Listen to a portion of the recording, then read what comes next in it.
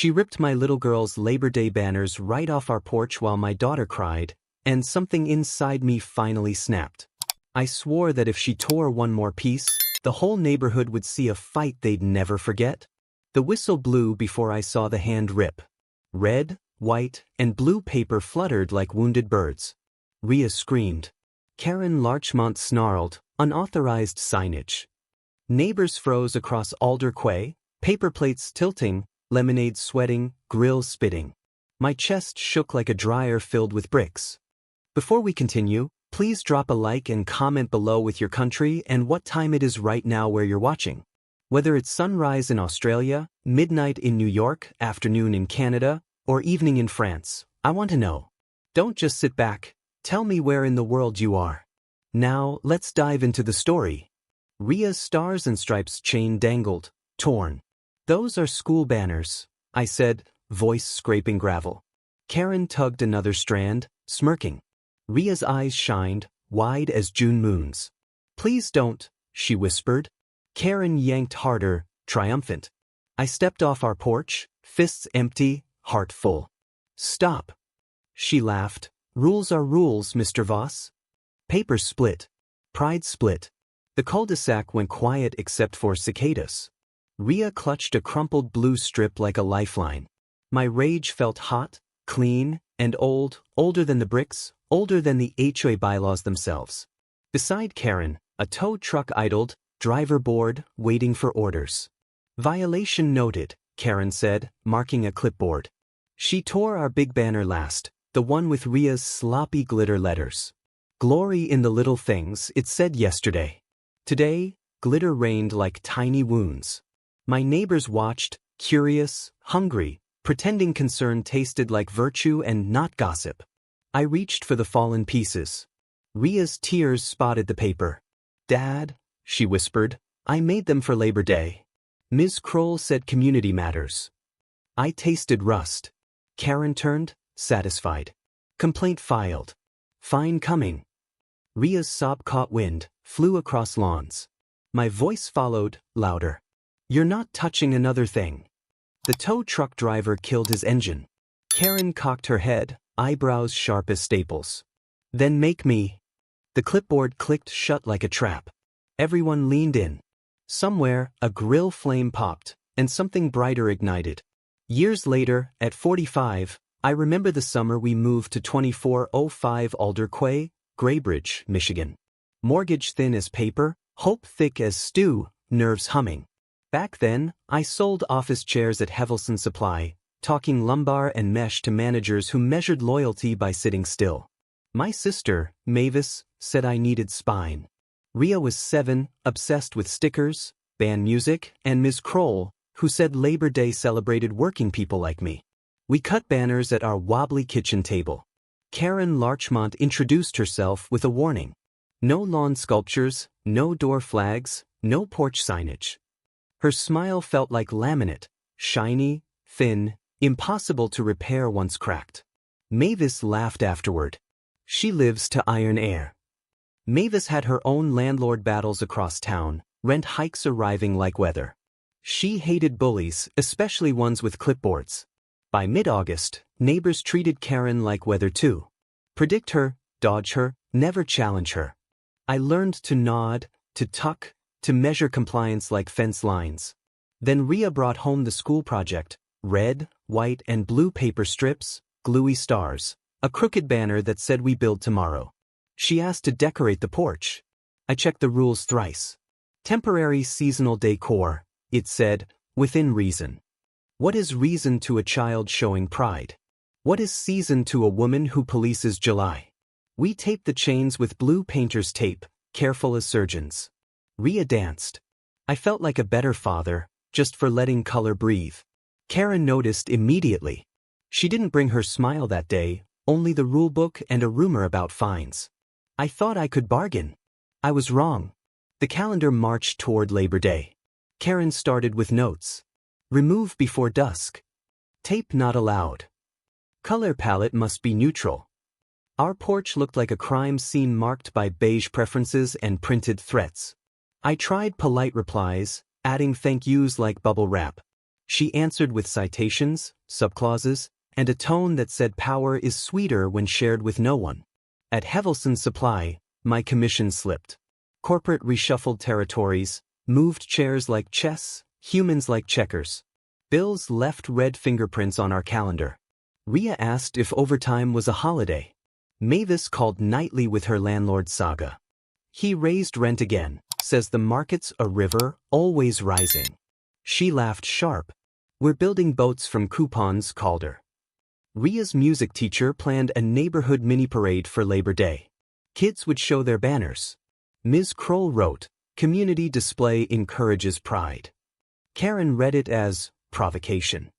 I met Karen on the sidewalk, offered compromise. Just the weekend. She squinted at our porch like it insulted the paint. Slippery slope, she said. Today banners, tomorrow mayhem. Tomorrow is tomorrow, I said. Today my kid feels seen. She stepped closer, perfume thin and sharp. Your feelings don't scale, she answered. Order does. That night, Rhea asked if rules were like bedtime.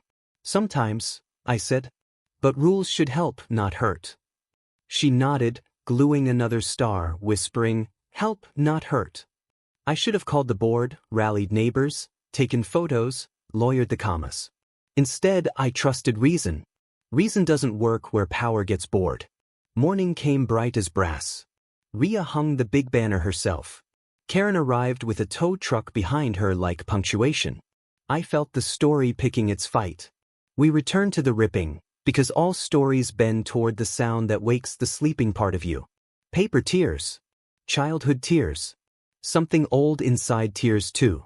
Unauthorized signage, Karen repeated like a hymn sung to empty pews.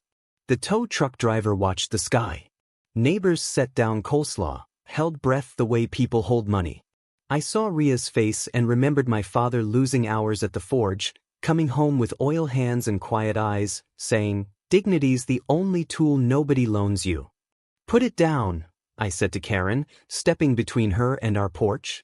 She laughed. Bullies always laugh when they've mistaken your grief for weakness, your patience for surrender. My sister pulled up, tires crunching. Calder, she called, eyes finding Rhea, then Karen, then the broken glitter letters. Her jaw set like a door bolted against weather. Ma'am, I told Karen, these are school banners. Labor Day. She clicked her pen. I'm the Architectural Review. Mavis snorted. Architect of what? Beige. Laughter twitched on a neighbor's mouth. Karen waved the clipboard. Noncompliance carries a fine. Rhea wiped tears with a star. I made them for everyone to see. A silence opened, and I stepped into it. I'll appeal, I said. Not before removal, she answered, grim as a judge in a hurry. She reached again. I caught her wrist, gentle but unyielding. The block exhaled. Hands off, she warned. Then stop tearing, I said. For a second, we held each other's gaze and the porch between us. Even the tow truck's engine dared not cough. Mavis lifted her phone. Smile, she said. We're making minutes that become evidence. Karen yanked free, eyes flashing. She made a call. The tow truck revved. Something else arrived. Sirens. The cruiser slid in slow, lights sleepy, siren quiet now. Officer Brecken waved hello to 3 barbecues and then to Karen's clipboard. Complaint, he asked, pen already waiting. Karen spoke fast, stacking words like bricks, building her story tall. Hostile, non-compliant, threat. Mavis filmed. Rhea leaned against me, small heartbeat thudding like a scared drum. Officer, I said, these are school banners, 2 days only. The bylaws allow temporary displays. He nodded, skimming Karen's printouts. Within reason, she snapped. This porch isn't reasonable. What's unreasonable, Mavis said, is ripping a kid's work on a holiday meant to honor people who work. She pointed her camera. The lens made everyone stand straighter. A neighbor, Mr. Dake, stepped forward. She tore them, officer. No warning. Karen scoffed. Multiple notices delivered. People glanced at each other, measuring memory against courage. Officer Brecken cleared his throat. Let's slow down. He looked at Ria's trembling hands. "Ma'am," he told Karen, "maybe we photograph, document, and let the board handle Tuesday." Karen's mouth tightened, a drawstring bag around her pride. "Policy is clear." She reached for the last chain. I stepped between again, steady. "You'll have to rip me too." Silence thickened. Even the flags across the street paused their flapping. Ria slipped her hand into mine, anchoring me. "Dad, let's fix it," she whispered.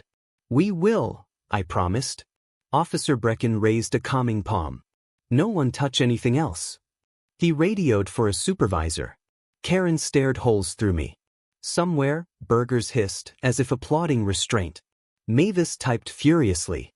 "Board emails, copies, timestamps," she said. My phone buzzed. A message appeared from an unknown number. "Seen your porch? You're not alone." I looked up, surprised. One by one, doors opened. Miss Hevel, who never waved, brought out folding chairs. "Kids made posters in my garage," she said, voice shaking. I didn't ask permission either. Two teens from Thornbriar Court held a banner reading "Hands off our holidays." Their dog, Jasper, wagged like a metronome for courage. Karen's eyes ticked, counting dissenters. Mr. Dake admitted he'd painted a tiny sunflower on his mailbox. "Got a warning last spring," he confessed. I scraped it off. Felt like scraping myself. His wife nodded, sad. Officer Brecken listened, eyebrows rising inch by inch.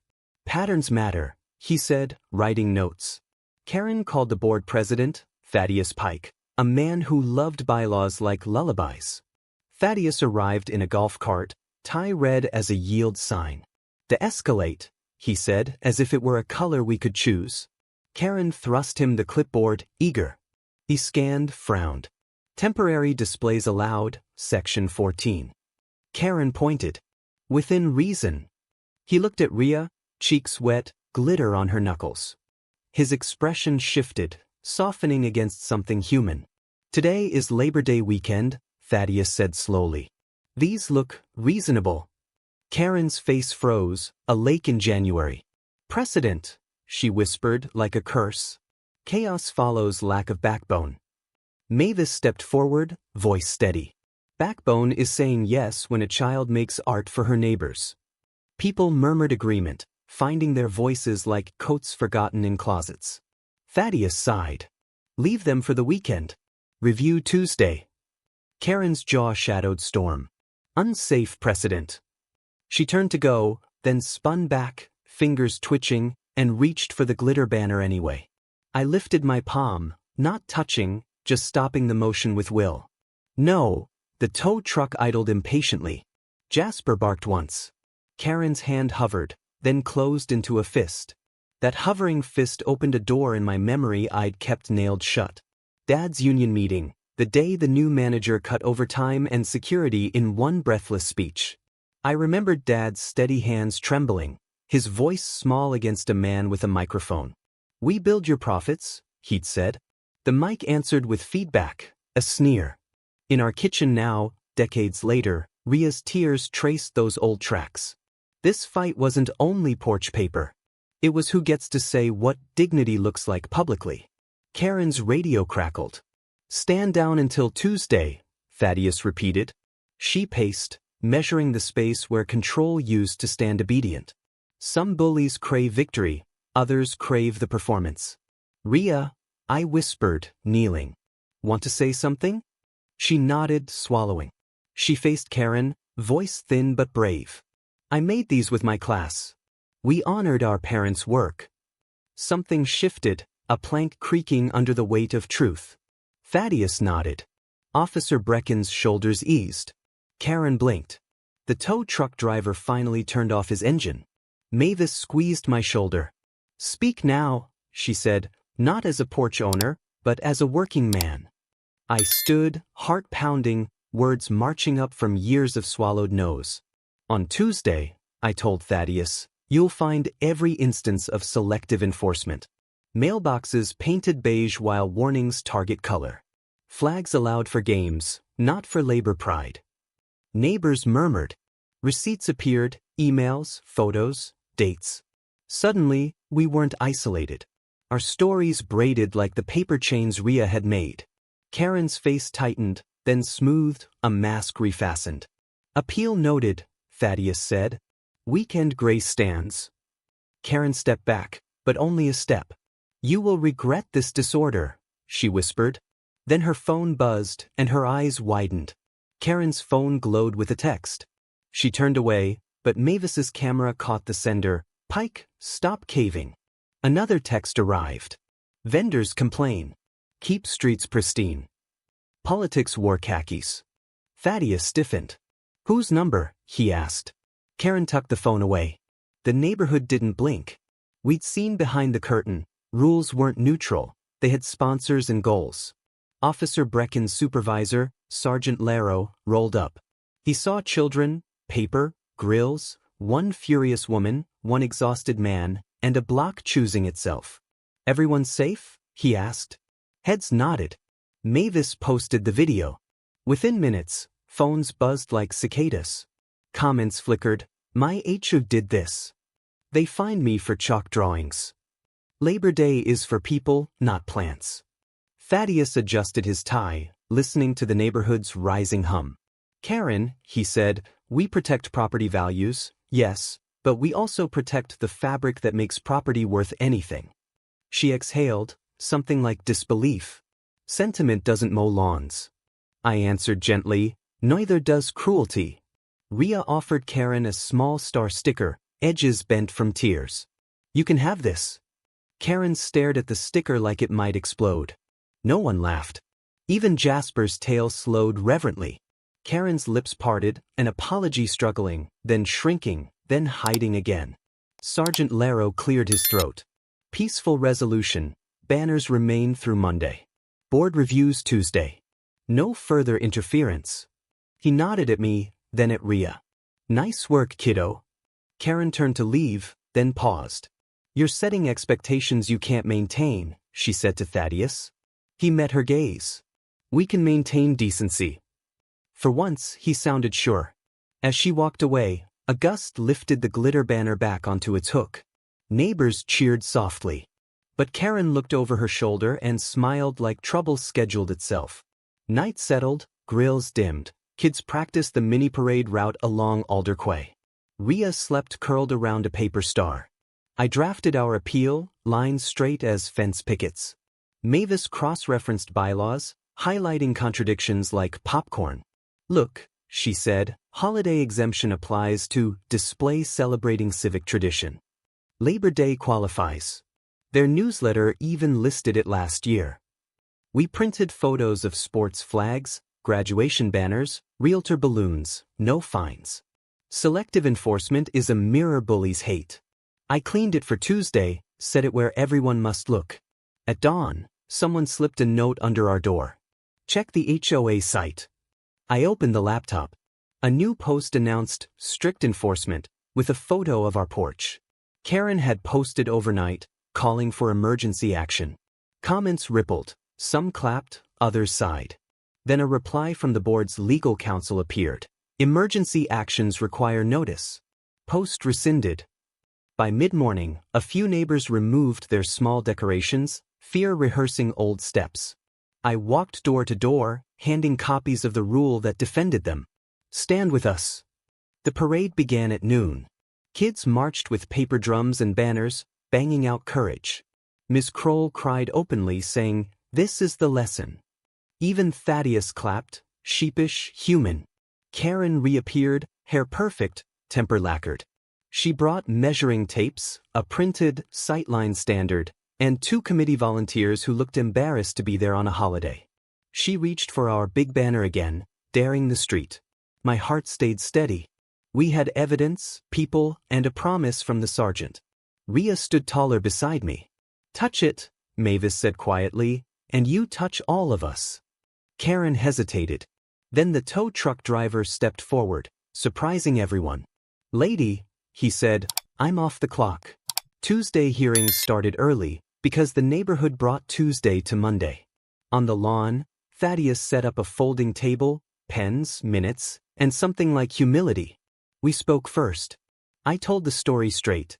School project, temporary display, ripping, tears, threats.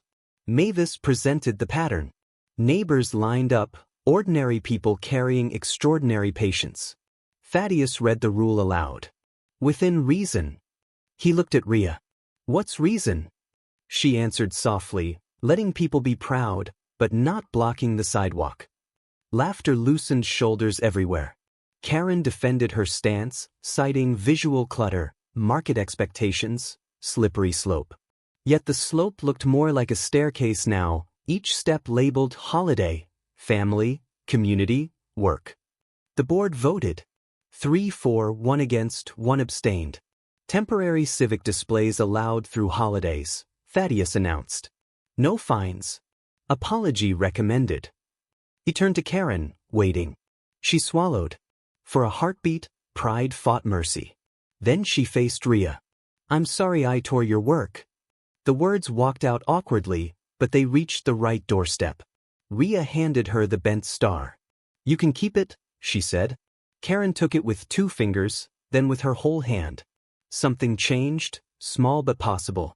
We hung the banner higher. Kids taped their own alongside it. The street brightened like a parade that decided to stay. Jasper barked approvingly at democracy's messy tail. Mavis hugged me, whispering, You found your spine, brother. I laughed, lighter, promising to help with her landlord fight next. Officer Brecken waved, report finished, heart visibly relieved. Years later, at 45, I still see glitter catching sun. Dignity doesn't ask permission.